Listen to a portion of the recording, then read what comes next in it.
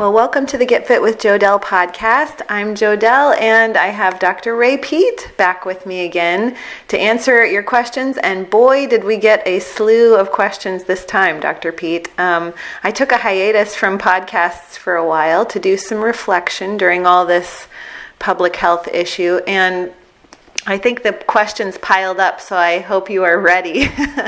May I ask how you've been since it's been a little bit since we've talked? How have you been doing? Very well. Investigating as far as I can what's been going on.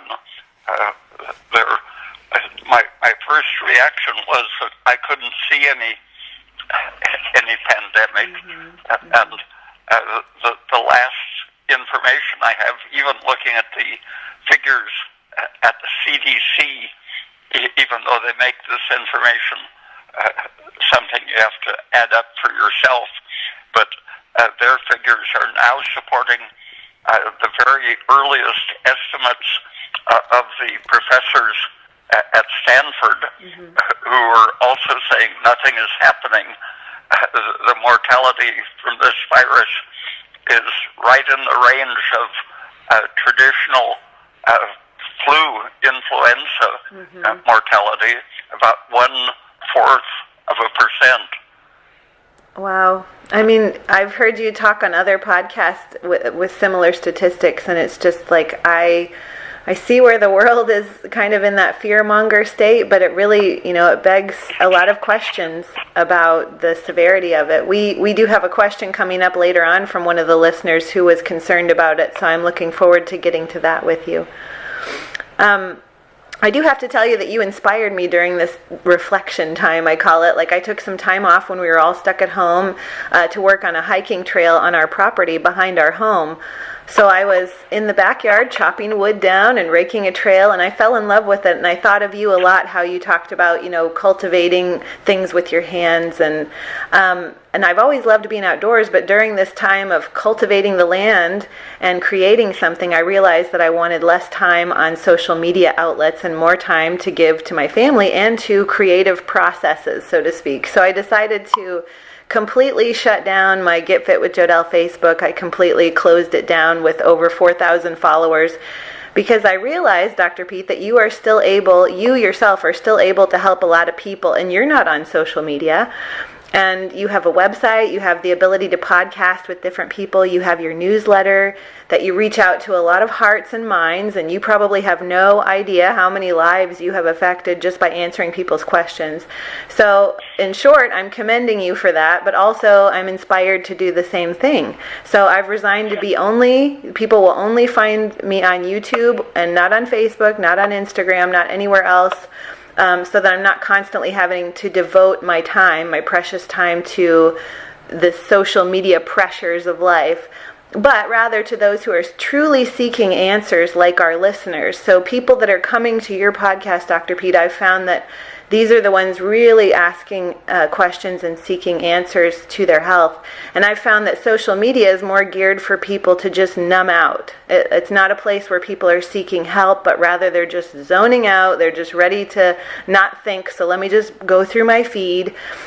But I feel like honing in on one outlet of podcasting with you and other like-minded folks instead of so many other outlets, and really help our listeners and build the community too. So, long story short, here's my question to you, Dr. Peat.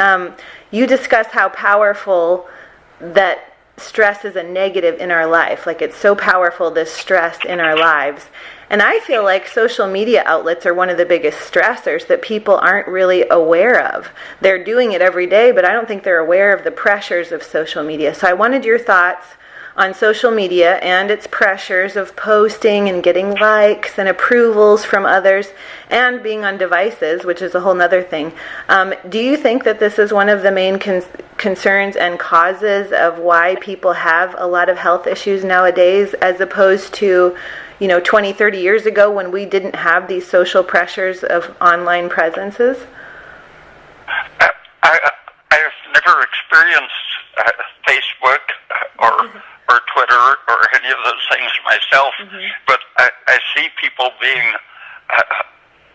deeply involved in their cell phone or their computers, and that's something that 50 years ago or more, there wasn't even that absorption in TV. TV was just starting to be an obsessive part of the culture, but my family didn't even have a TV until I was long out of college.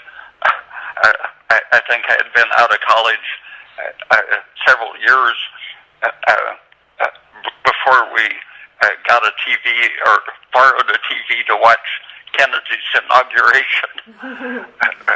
but even TV is, I'm sure it's damaging kids to sit around inertly watching stories which are very cleverly designed propagandistically. The Pentagon is now part of the Hollywood industry. They even invested in the latest technology development for Hollywood to create realistic images that can be mistaken for the real thing. They can forge voices and personalities, and the Pentagon can operate. One person can operate many personalities on Facebook or the other social media. So people are interacting very often with computers that they think are human. Yeah. And it's not only stressful, but it's creating a dream world. And the dream world, people can be manipulated to do what the Pentagon or the CDC or the giant corporations want them to do. Google, several years ago, sociologists demonstrated how by changing the definition of questions on a search engine, they could absolutely skew the way people voted in real elections. And Google is obviously doing that. They can control the elections. And Congress worries about Russians or Trump or Ukrainians or whatever interfering with U.S. elections, but the very powerful demonstrated effect of Google on elections is ignored, apparently because Congress is bought off by the people who control the elections and are pleased with how they're turning out. There are so many rabbit holes I want to go down with that, but I do remember somebody recently told me that television actually stems from the kind of phrase tell a vision. So like you said, a dream world where they're kind of programming us to not think for ourselves, but here, let me tell you a vision that you need to believe in and be a part of. Yeah. No, so I can definitely see your point about how it is a stressor, and even television, not just social media, but just the idea of not being able to think for ourselves. That's kind of something to be concerned about, and how we might want to dial back on our social media outlets and really focus on where is my time devoted to? How much time am I spending bettering myself versus lessening myself with the energy suck that is a lot of device time and social media time? Right. Yeah. Okay, well, I love that. And before time gets away from us, I guess we should jump into everyone else's questions. So I have a slew of questions. If we don't get to all of you guys' questions today, then I'll put them in the next one that we do. But I wanted to give a big shout out to a guy named Matt. He's a researcher at Harvard, and he asked a question a while back Dr. Peat, and I never got to ask you this, but it's just an interesting question about adaptogens. So Matt would like to know your thoughts on adaptogen herbs such as ashwagandha and rhodiola for helping with cortisol.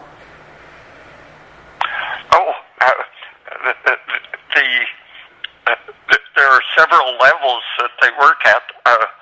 Some of them are boosting the steroids, like ginseng has androgenic steroid materials in it that actually support.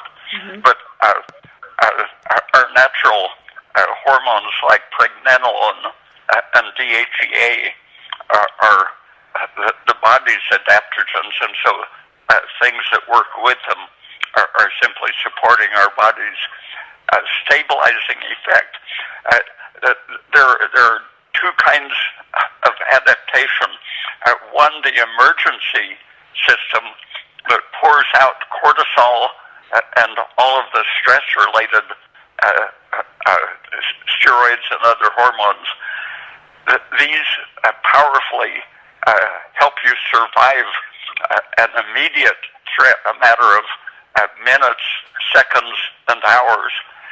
But then they become counterproductive and reduce your adaptability if they aren't backed up by increased energy production, which means anything that supports mitochondrial stability and health, and good thyroid function, and the ability to produce increased amounts of the stabilizing DHEA, pregnenolone, and progesterone.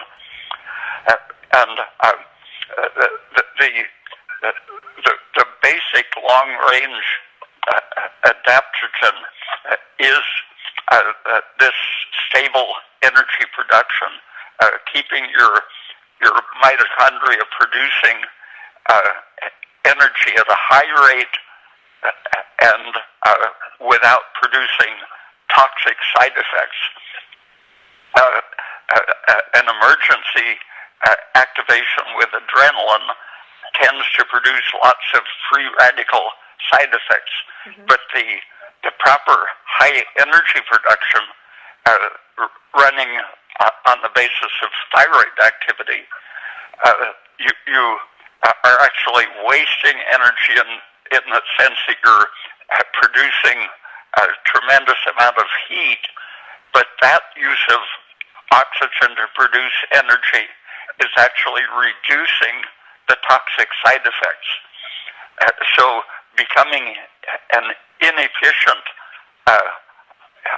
machine that operates at a high temperature and seeming to waste energy, that's actually the proper route to long-range adaptability.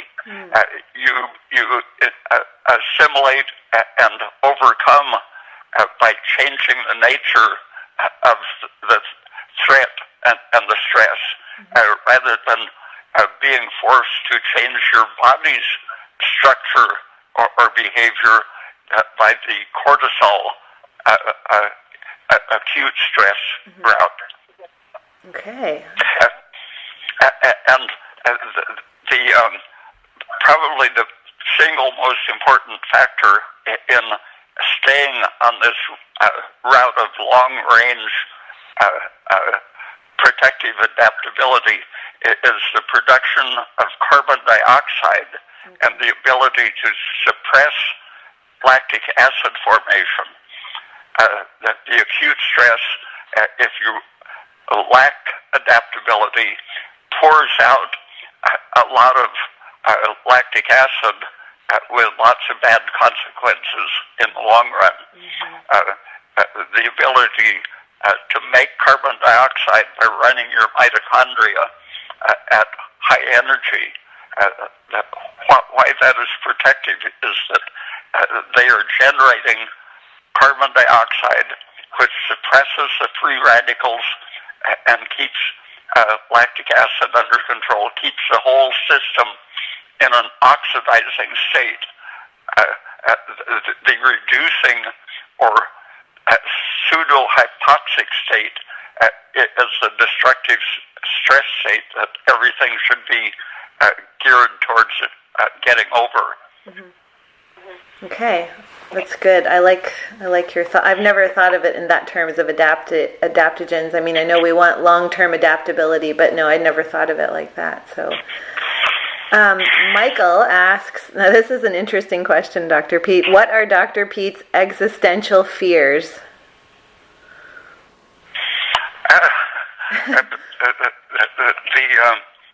Currently, the insanity of the ruling class.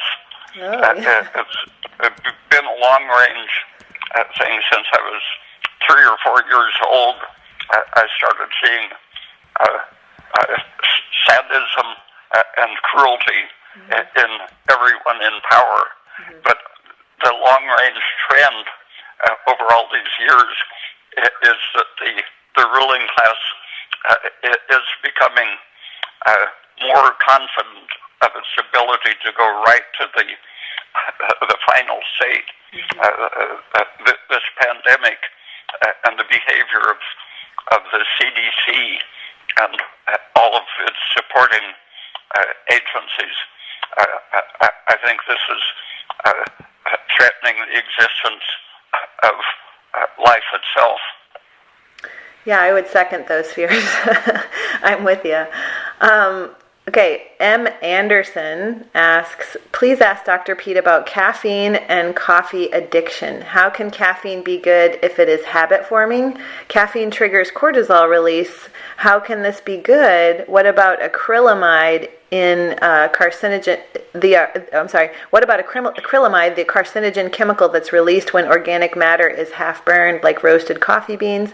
Many people get problems with insomnia, anxiety, become edgy due to coffee. Quitting coffee, old turkey, I think she means cold turkey, gives me terrible withdrawal. Why bother with coffee, Dr. Peat? Part of that type of reaction is because the lack of a properly coffee-consuming technology, like the Japanese have their tea ceremony. Okay.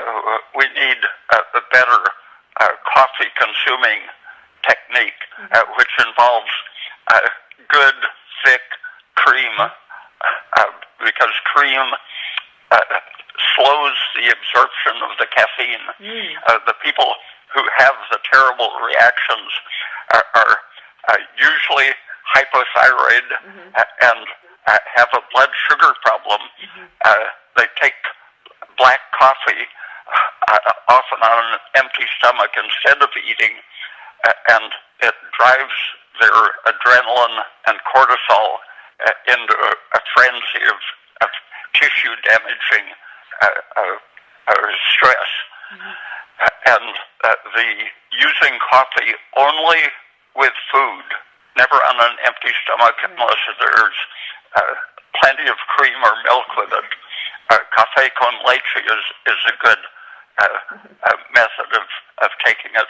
But heavy cream, if you like the flavor of rich coffee, cream improves the flavor while slowing the absorption. And if you look at the effects of caffeine, for more than 50 years, studies in animals of all sorts have demonstrated that caffeine is so powerfully carcinogenic that it can be given with concentrated cigarette smoke, a very powerful carcinogen. And just a little caffeine added prevents the carcinogenicity of topically applied cigarette smoke. And that observation led people to test it against other carcinogens. Even viral carcinogenesis is inhibited by caffeine. Even radiation carcinogenesis, the most absolute form, is suppressed by caffeine. And so it would be good if we didn't burn the coffee. That technology comes from partly the fact that people like the taste of smoky burned things, and partly because it softens the bean and makes it easier to grind to get the caffeine out. Like the technology of fermenting tea, making black tea, releases lots more caffeine than green tea. So black tea is really biologically much more effective as an anti-stress, anti-cancer agent. So the present way of preparing coffee isn't the ideal. It's just part of the tradition, and it turns out that the more coffee people drink, 5 cups and up, for example, are the healthiest in general, even a lower rate of Alzheimer's disease, of cancer, heart disease, kidney disease, liver disease even. So empirically, even though coffee is full of all of that smoky junk, which would be best to eliminate, the caffeine overrides it powerfully.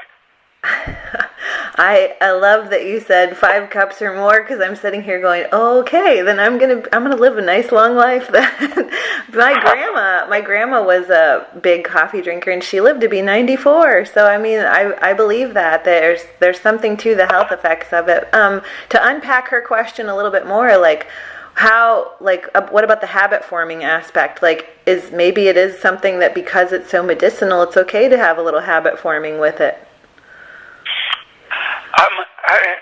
Yeah, but part of that is really what you need. Yeah. Before I took any thyroid supplement for many years, I recognized my symptoms as being typical of people who were hypothyroid. For example, being nearsighted and having migraine headaches are classical low thyroid signs. But I for various reasons, just didn't get around to trying a supplement. And in that period, I would drink often 50 cups of coffee a day. And I would stave off the stresses and the migraines and such. But I was pouring a huge amount of coffee through my system just to feel functional, keep my energy up so I could work efficiently. First thing I thought of waking up in the morning was a cup of coffee. Yes. And then I would just constantly have a cup of coffee in my hand all day. Within a couple of days after I began using a thyroid supplement, I woke up one morning and noticed something was very different, and I wasn't craving coffee. Yeah. And I looked at my coffee drinking behavior, and I was only drinking about 5 cups a day, 4 to 5. And that happens spontaneously over a period of just a few days. So it wasn't that I was addicted to 50 cups a day. It was that my system recognized that as part of its homeostasis. That could be called an addiction, but if it's repairing you and preventing disease and making you live longer, it's not proper to classify it with addictive things such as morphine. Everything about morphine and the opiates, everything known about it is destructive, creates inflammation, promotes cancer growth, degenerative diseases, and so on. It's the basic archetype of a destructive drug, and its addictiveness is just a part of that. The reason people feel addicted to coffee and caffeine is mostly that it's filling in for something they need. There's obviously no need for the opiates. I would agree with that because I feel like I'm the same way. First thing in the morning I wake up, I think of coffee, and I know the body takes all of those things into account. Someone did an analysis of the English diet, and even though nutritionists say that coffee and tea are nutrition-free, this analysis showed that looking at the English diet as a whole, coffee and tea together provide 20% of several of the essential nutrients, including some of the B vitamins. Yeah, okay, I love that. There's another reason I need to keep drinking it. Okay, here's one question. What's your favorite brand of coffee? What do you drink? What's your favorite go-to cup of coffee? I don't know. I usually like but for taste, a fairly dark roast or French roast. But just because of the recognition that it's got a lot of smoke in it, I sometimes alternate by drinking a light roast. If you can find a variety of coffee that's low in acid, then the light roasts are really very rich tasting. Okay. Brandon asks, he must be dealing with gut dysbiosis because he says, I have SIBO, gut dysbiosis, and the foods don't seem to be cutting it that are carrot salad, bamboo shoots, etc. And if they're not working, which antibiotics might Dr. Peat recommend? What doses, frequency, and where to locate them online, if possible, as well can one expect some symptoms with use of these? Thanks as always, Brandon. I think the first things are to make sure that your whole digestive system is working optimally, and your inflammatory reactions are minimal, and that two of the most important things are getting enough thyroid so that you have quick peristalsis, quick transit through the intestine. That simply can keep the bacteria from having the time necessary to develop in the upper part of your intestine. And intense digestive fluids are toxic to bacteria, helping to keep the intestine clean. And quick digestion makes you absorb the food, basically tending to starve the bacteria by getting it all yourself. And vitamin D and calcium, the ratio of calcium to phosphate, keep your immune system from being oversensitive. And an inflamed reaction of the immune system creates an interactive, supportive environment for the bacteria. For example, pouring out inflammation fluids containing lactic acid will support bacteria that produce irritants that create more inflammation and more lactic acid. So making sure your calcium, vitamin D, and thyroid are optimized is the first thing. And then the two types of antibiotic which have many therapeutic effects besides killing germs are the tetracycline class and the erythromycin or azithromycin type. You've probably heard azithromycin being recommended for treating the coronavirus. Right. That fits into the whole picture that the problem with the virus is the inflammation, not the presence of replicating viruses, but the inflammation predisposes you to support the viruses. It's the same with bacteria in intestine.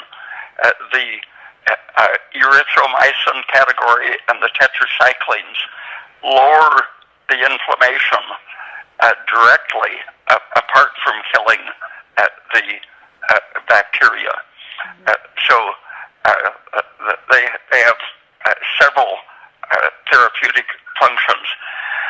And the erythromycin category has the extra property of stimulating peristalsis.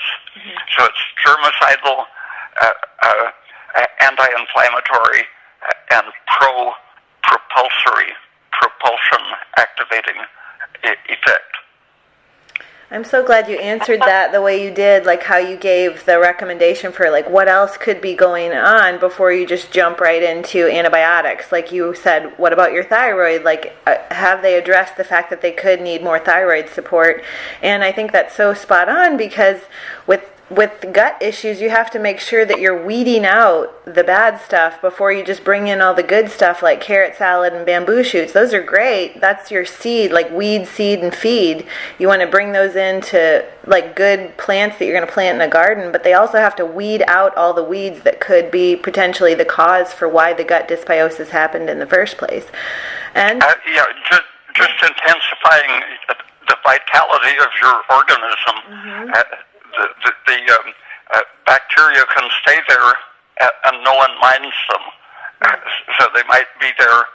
You might be eating a lot of dirt, but that doesn't do any harm because the bacteria aren't being stimulated and fed by the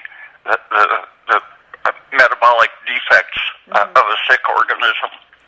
Yeah, and even the commensals, like the good bacteria, the nice little commensal communities can actually overgrow and become pathobionts or pathogens. So it's like you really have to look at what is the major cause behind the dysbiosis and then address that before you just add all these other things in, or before you just annihilate the whole gut with an antibiotic.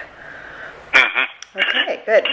All right, somebody with the title, I Love Sugar, says, please ask Dr. Peat what causes stretch marks. Is it possible to reverse or improve them?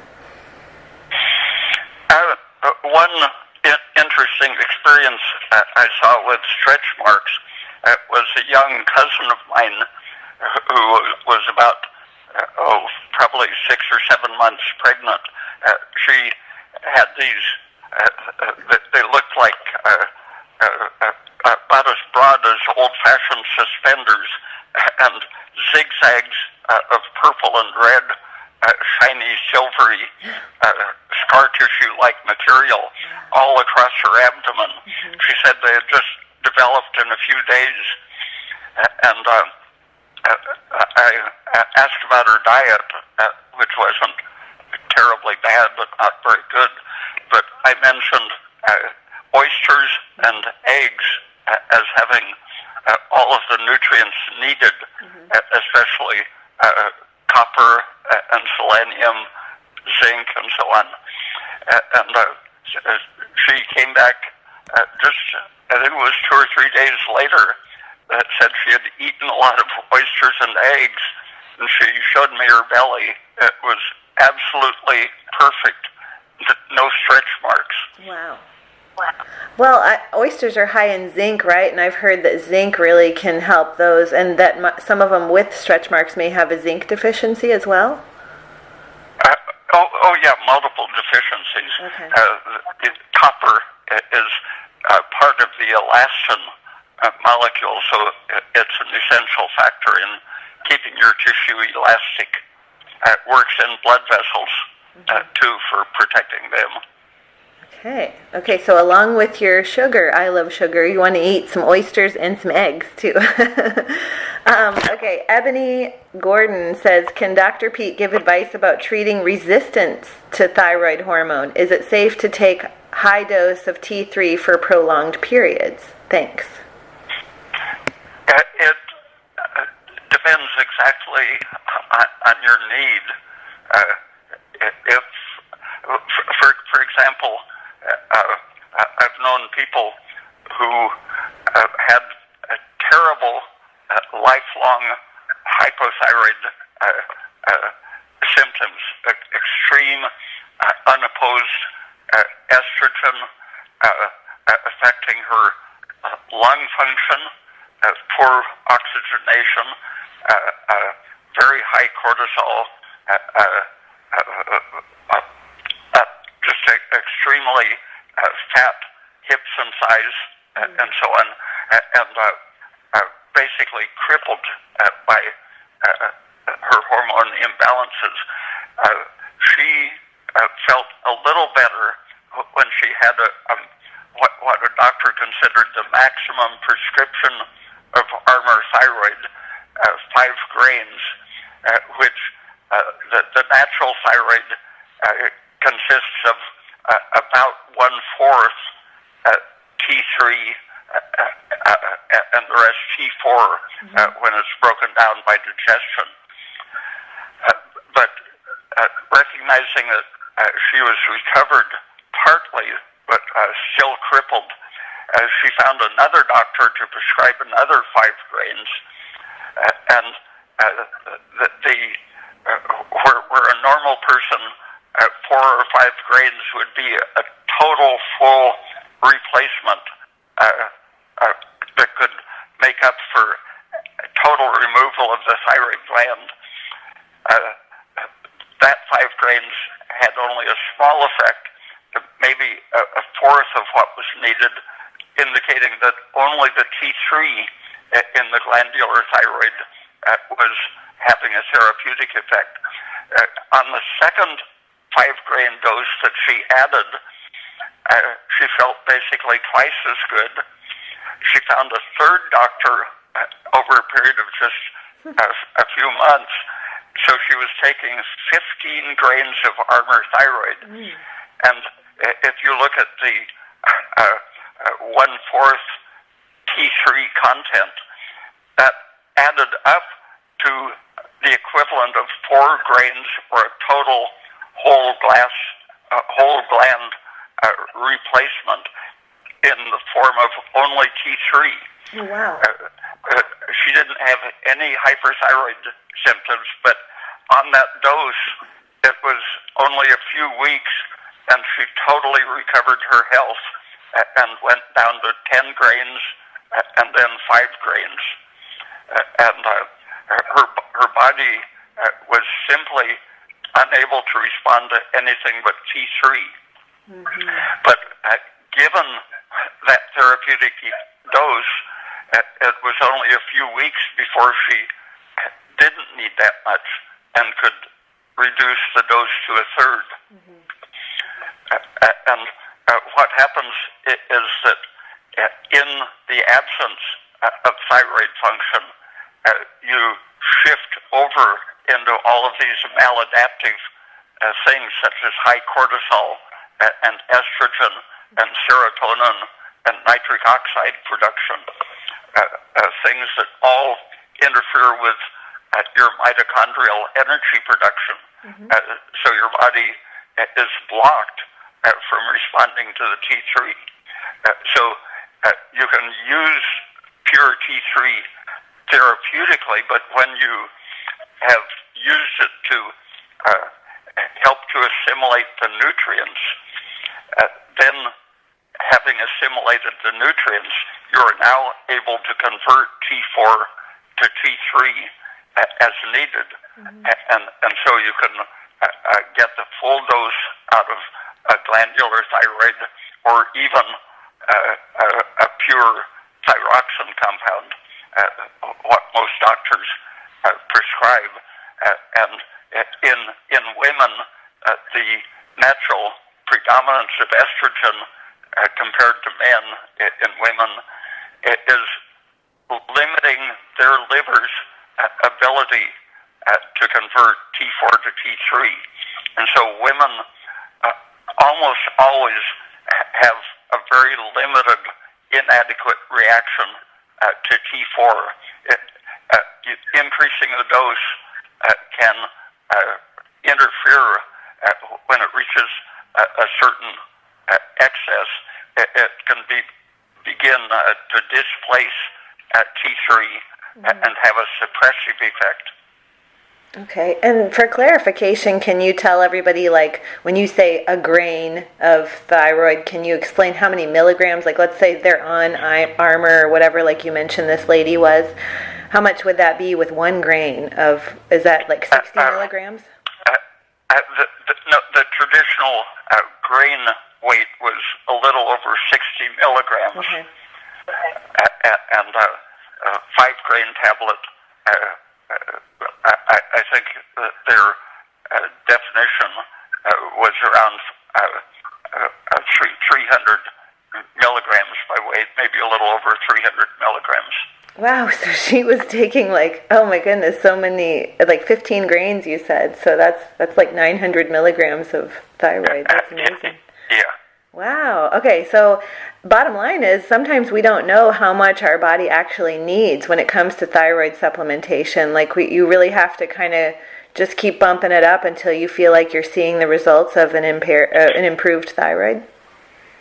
Yeah, it's very important to go not only by your symptoms, but by your waking temperature and pulse rate, and then the effect of food on your temperature and pulse rate, and your stable daytime resting temperature and pulse rate. And so symptoms, even like Raynaud's, like if someone has Raynaud's and they're taking thyroid supplement, but that's still a symptom that's there, that's an indication that they're not getting enough, correct? Yeah, and the temperature of a person's tip of nose, hands and feet, especially the fingers and toes, those can be shut down in order to keep your core temperature up to a functional. Your brain and lungs and heart have to keep their energy going to maintain the organism. But under stress, you can cut off the circulation to the extremities, including your tip of your nose. So checking the temperature of those, for example, putting your fingers in your armpit, if they feel unnaturally cold, that's a sign of low thyroid. Okay, very good.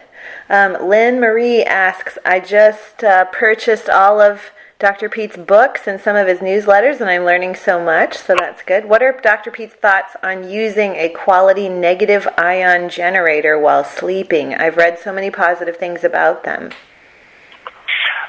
For many years, I've kept one operating by my bed.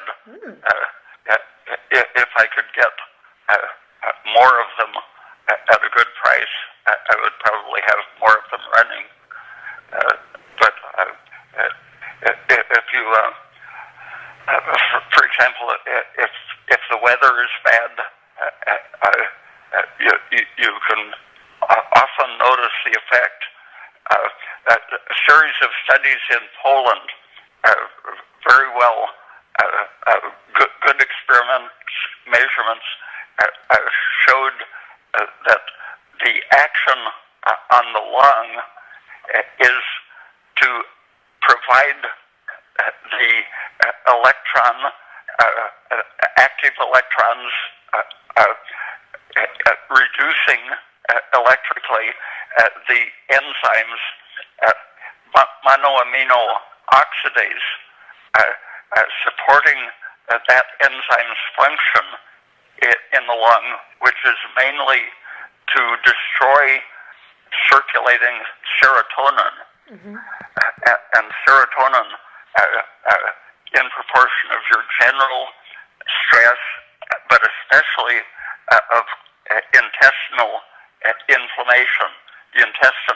pours out a huge amount of serotonin into the bloodstream, and the lungs are the main site of destroying that serotonin.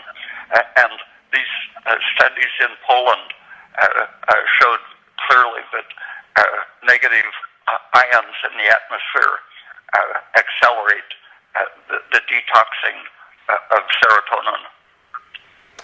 Wow. Okay, so I guess I need to look into these because I've always heard about them, but I've never got one. But you make a powerful statement there. Is there a particular brand that you like? The person who was making the one I got, which is very good, decided it wasn't profitable enough. He sold a lot of them, but said that the work was too much for the income. So I don't, it's a matter of first looking to make sure they don't put out a measurable amount of ozone. Okay. That's toxic to the lungs. But you should be able to feel a cold wind effect when you hold the palm of your hand in front of them. Okay. Because there's a stream of negatively ionized air being driven away from the electrode that you can feel as an actual streaming. All right. Well, that's good to know, and I'm sure Lynn appreciates that too because she was thinking about it. So, got a question from Turkish Postman. How to improve hearing, Dr. Peat? How do we improve our hearing? Classically, thyroid is the most important thing. Reduces stress and maintains circulation and so on. But something I noticed when I was on the way to Mexico, I had a big clock on the wall, and I noticed en route to Mexico, I at a certain distance across the room, couldn't hear the clock ticking. And after just a few weeks in Mexico, coming back to the same room, that same clock was loud and clear at the same distance. And it's the same with eyesight. After spending several weeks at 6,600 feet altitude or higher, my myopia increased by close to 2 diopters. Correction, I went from 11 and 12 down to 9 and 10 diopter correction after just a season at high altitude. But for the hearing clearing up, it took just probably three weeks or so. Oh, that is so cool because I actually, since improving my thyroid and eating less PUFA and stuff like that after years of researching this stuff, is like my diopter went from negative 6.75 and I'm down to negative 5. So it's slowly improving. So it's cool to hear you say that because I don't think people realize that you can actually reverse vision problems. Yeah, I've seen that happen in girls at puberty or mid-teen years. It's very common for a girl to experience sudden onset of myopia, and if they get their thyroid corrected around the same time, they no longer have myopia. So it's prolonged hypothyroidism that causes progressive myopia. And the connection between high altitude and thyroid is that thyroid is what lets your mitochondria produce carbon dioxide and keep the inflammatory lactate suppressed. And at high altitude, the simple physics of the Bohr-Haldane effect on hemoglobin. The reduced air pressure causes your hemoglobin to retain a higher level of carbon dioxide, and so it's creating the same condition in your body that optimal thyroid function does. Okay, that's awesome. I love to hear that.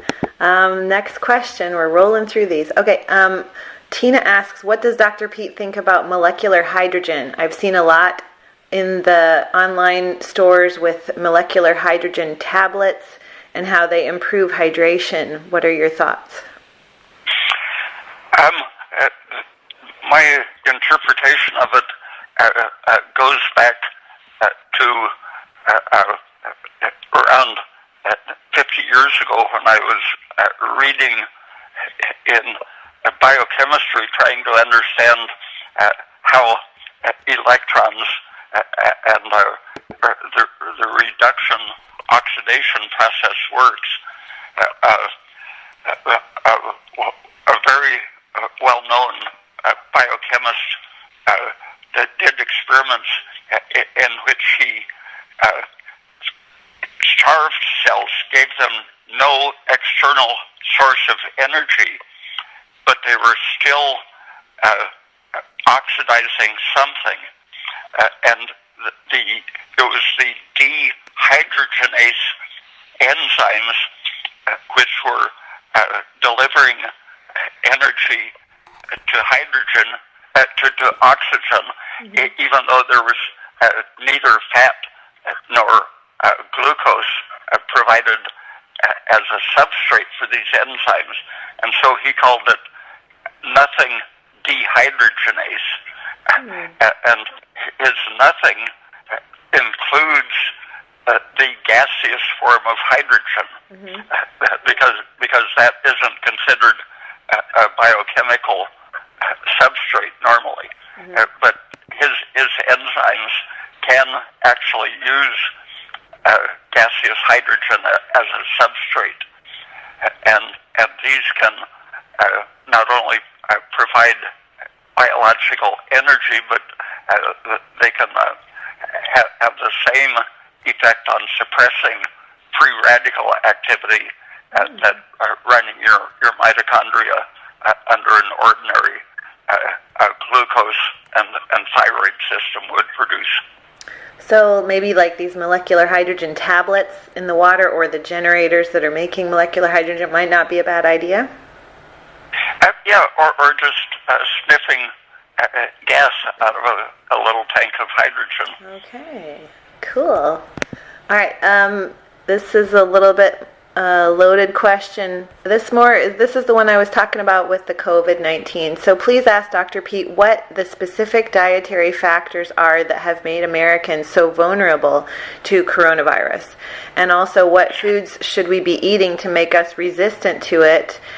He specifically says, what else can I eat to protect it once it comes around again this winter, or if it comes around. It's interesting to note, though, that it's like, how can they say that it's going to come back around? Like, how do they know that? And it just makes you wonder, like you said, the powers that be, like, how do they know it's going to come back around? There are some interesting videos that give some of the background that had never been publicly widely discussed, showing that in previous years that they called it the flu season, but influenza was never the exclusive infection thing.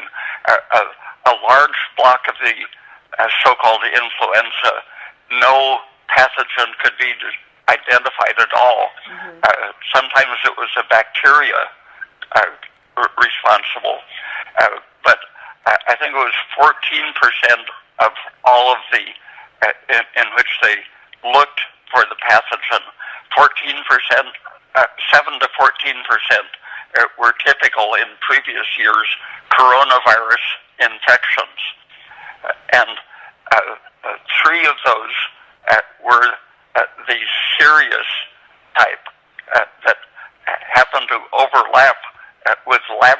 designed intensified versions of the coronavirus.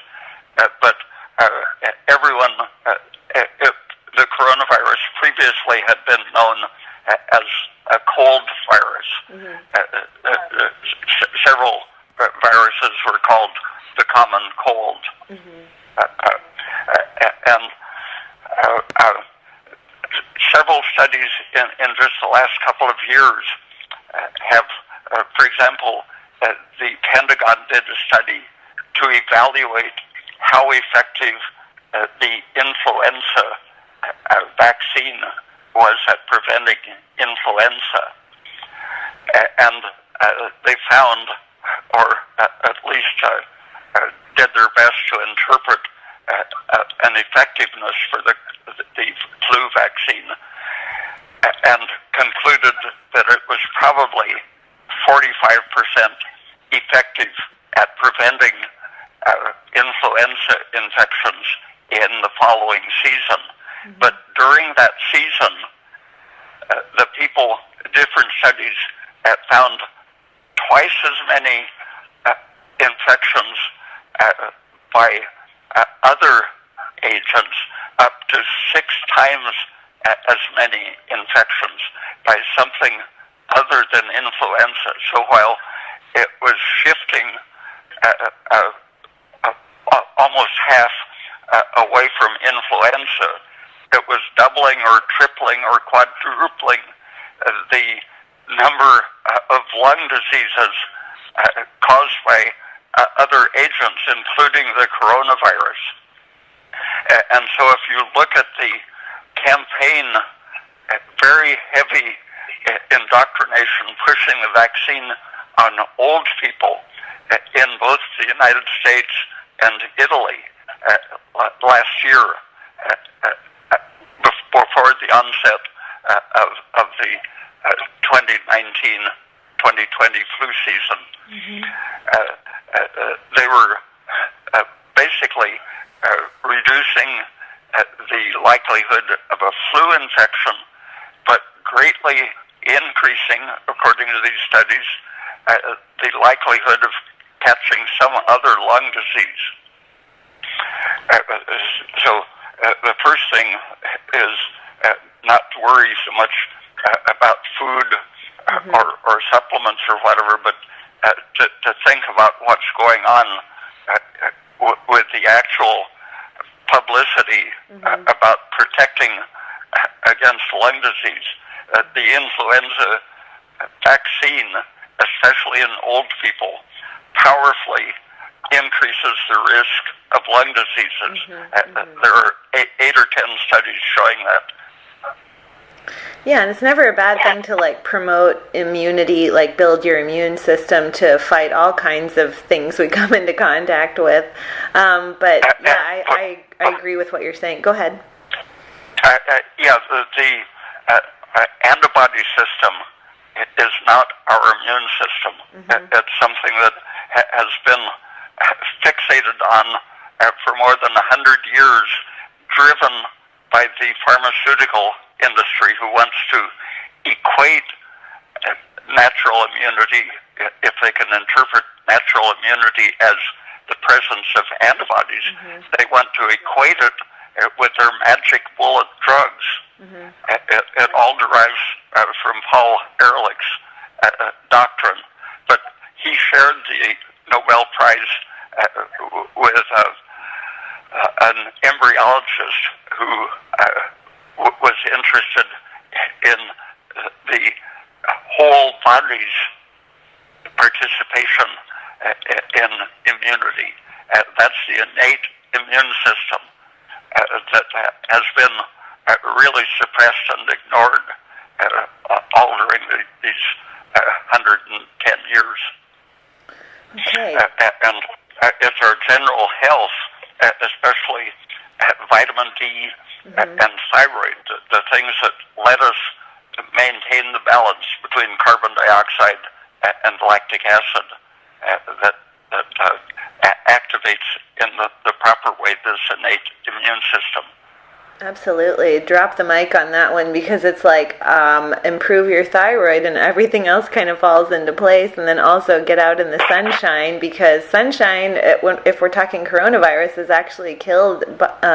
It kills coronavirus in like a minute and a half, according to some studies I read. So, yeah, and the action of vitamin D and calcium, it's increasingly recognized as absolutely vital, especially for viral immunity, but for immunity in general. And what it's doing is not killing viruses. It's activating our anti-inflammatory processes. Mm-hmm. So it's working with aspirin, stopping inflammation.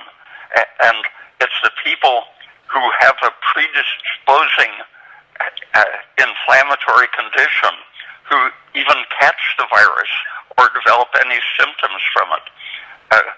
Something between 50 and 80% of the population can have the virus with absolutely no harm done. It's someone with a pre-existing inflammatory problem, often from low thyroid, low vitamin D, low vitamin A, some malnutrition, who have the inflammation that promotes the growth of the virus. So focusing on killing the virus is a completely unbiological idea. Okay, very good. Anne says, can the doctor speak about the best way to lose 20 pounds, especially on my hips and thighs? I recently went to the doctor and was told I needed to lose 20 pounds, and specifically I carry it in my lower body. What can I do for this? Yeah, the woman I told you had such a resistance to thyroid hormone. Okay. That was her physique.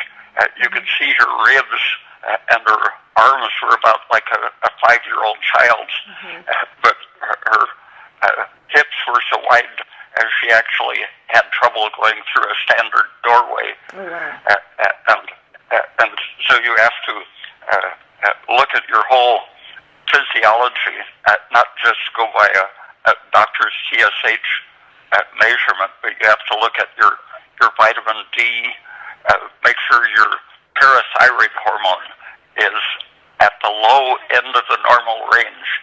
When your thyroid and vitamin D are being interfered with or are simply deficient, your parathyroid hormone rises. Just eating too much phosphate, meat and beans, for example, are characteristic excess phosphate sources. Too much phosphate will drive up your parathyroid hormone. The same way vitamin D deficiency or calcium deficiency will drive it up. And parathyroid hormone poisons your mitochondrial energy-producing system. So you can't lose weight if your parathyroid hormone is in the above average range. And if you normalize that, you don't have to worry about losing weight because ordinary activity and diet will get rid of it. Okay, good. All right. Do you have time for one more question? Sure. Okay. I do have a few more that we didn't get to, but I want to give us one more little question here. Ask Dr. Peat, if one does not have access to thyroid, can other measures suffice? So I guess he's saying if he doesn't have access to thyroid supplements, how do I work around that? And secondly, I don't have a gallbladder. How can I improve my digestion? Lots of things will fill in. Like I mentioned, I was using coffee to make up for low thyroid function. But vitamin D and calcium are powerful activators of the energy system because they keep your parathyroid hormone down. Having all of your minerals both minerals and trace minerals are very important to keep your mitochondria operating properly. Mm-hmm. Okay, good. That was easy enough. What about the gallbladder? You don't want to eat a lot of fat at any time, but just the small amount that helps you absorb your vitamin D and vitamin A, for example. It really just takes a minimal amount mixed in with your food, and it's a very fatty meal that will trigger the need for a gallbladder function. So a fairly low-fat diet and moderate-sized meals, people don't really suffer from lacking the gallbladder. Okay. And do you know anything, like I've heard that coconut oil isn't in need of bile. When you take in coconut oil, it really doesn't need bile to break it down, so that could be a fat that they could take in. Is that the case? Well, it's still not good to trigger the reflexes when you don't have the gallbladder. I think it could cause some kind of disturbance. So I think it's better to keep that low too. That makes sense. Okay, Dr. Peat, well, that's the time we have for today for questions, so we'll jump into the few that we missed on the next call, so I really appreciate it. It's always so interesting talking to you because you get me thinking on so many levels, so I'm going to go check out some some negative ion generators. I think I even saw one while I was talking to you called the Molecule that looked interesting, and it said it had no ozone, so maybe these folks that he answered your questions. Maybe you can send him a little donation, and that way he can get himself another ion generator. Because I like to have one too, but I'm gonna have to save up for it. They're kind of pricey, so. I paid $30 or something like that. I think you can still find them for $35, $40. Okay, all right, cool. Well, I'll definitely look into that. Thank you so much, Dr. Peat. This has been fun, and we'll do it again soon. Okay, thank you. Okay.